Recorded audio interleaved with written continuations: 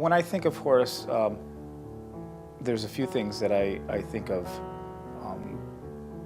The first is just a tremendous amount of integrity in the way he lives his life according to his core values. And then leadership, and oftentimes there are sort of ideas people, and there are people who can take those ideas and put them into practice and make them happen and drive them forward. Horace does both. He's very, very creative. He's a people person. He's an administrator. He's an integrator. He does all of those things. He walks the talk as well as any white man that I've ever met. It's a hard act to follow. I think that one thing about Horace and community change is the depth and breadth of the work of working against racism and working to create beloved community, however you think about what it is we're working towards. And Horace does it as his life work. And even though it ends up being framed in terms of what you're working against, which is working against racism, I think Horace and the organization also really come from a place of a vision of what's possible. They come out of a time where that vision was very alive and are carrying that forth. I don't think understanding Horace is very difficult. Horace's sense of justice is so complete and resolute that if you understand that and you accept that as who Horace is, that's what he lives and breathes, that's what he does. I think he understands the weaknesses the rest of us have. I mean, I don't think he expects any of us to live up to his standards necessarily, but I think he does expect us to try, and I think that's part of the bargain you strike by benefiting from being around Horace, is that he expects us to do our best and be our most honest with each other. So I always said I had three elders. I had a Native American elder who is Medicine Story, who's still walking. I had an African elder who was Baba Olatunji, who is now gone to spirit. And then I have a white elder, who would be Horace. And these are people that I look up to, that I receive guidance from both on a physical plane and a spiritual sense.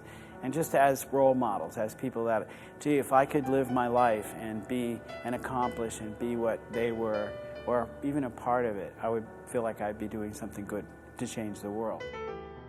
I don't know how he gets the energy to keep doing what he does, but I'm glad that he does it. You know, it's given me the inspiration to continue on in the work that I do with the Vulcans, but every time I look up, I see Horace and I say, well, if he can do it, so can I. I could keep on.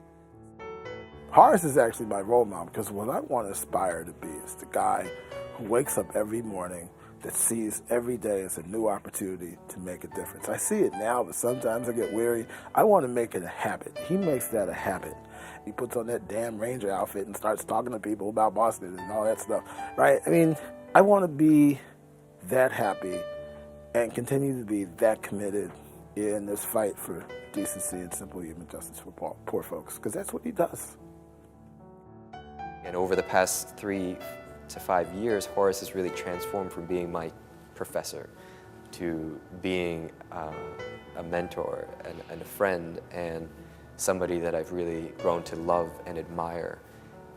And there are so many great moments where he would be in the middle of a class and just get so animated, just kind of yelling and seeing this 80-plus-year-old man curse in front of a classroom of undergraduates, and just to see that kind of energy explode out of Horace. I mean, you can't teach that. That's not part of the pedagogy, so to speak. That's not something you learn. That's something that you feel. He cares, deeply cares about issues of institutional and structural racism. He's an abolitionist in his own right. He wants to change the face of this thing called racism that America has been in denial about, understanding that he's only one person, but that one person can make a lot of difference in a lot of people's lives. One should live fully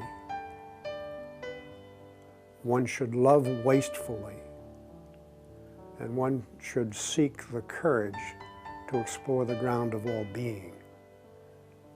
In those three thrusts, Horace does well. Horace is a person who is able to create dialogue. And he's a person who values all human beings, and it comes through, and it makes a difference. And I think that has been a hallmark of community change, and I think Paul Marcus has continued that. You know, tremendous openness and respect for all concerned. For me, community change and connecting with Horace, it gave me a place of support, it nurtured me, it gave me a place where I could grow in my learning to the point where I felt confident, where I could start doing some of this work. So I think that that's an important piece. You know, we've over time, one of the ways community change was described was as a watering hole for racial justice, and that's what that's that place. It's a place where people can come and be supported in this work.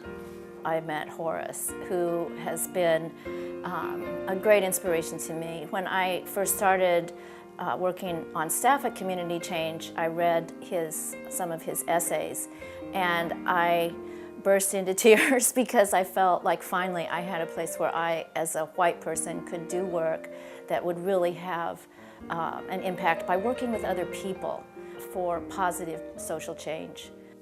To be able to talk to white people that understand and are doing something about it, and trying to get other white people to do something about it. So in that's what it means to be here at Community Change, and to carry on Horace's legacy.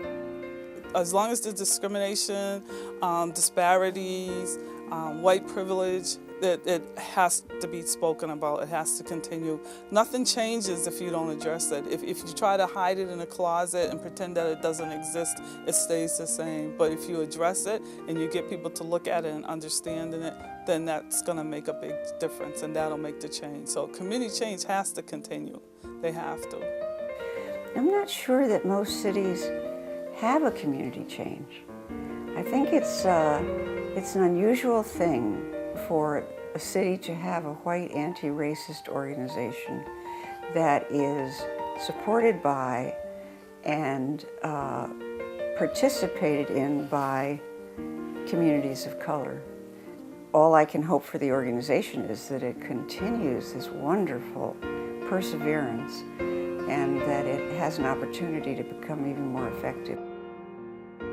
I really think that Paul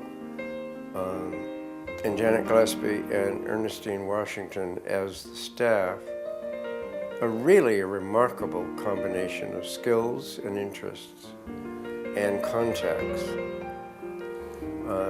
Really, if you talk to the three of them and begin to understand some of their own backgrounds, and then you merge those three together, it's a remarkable combination.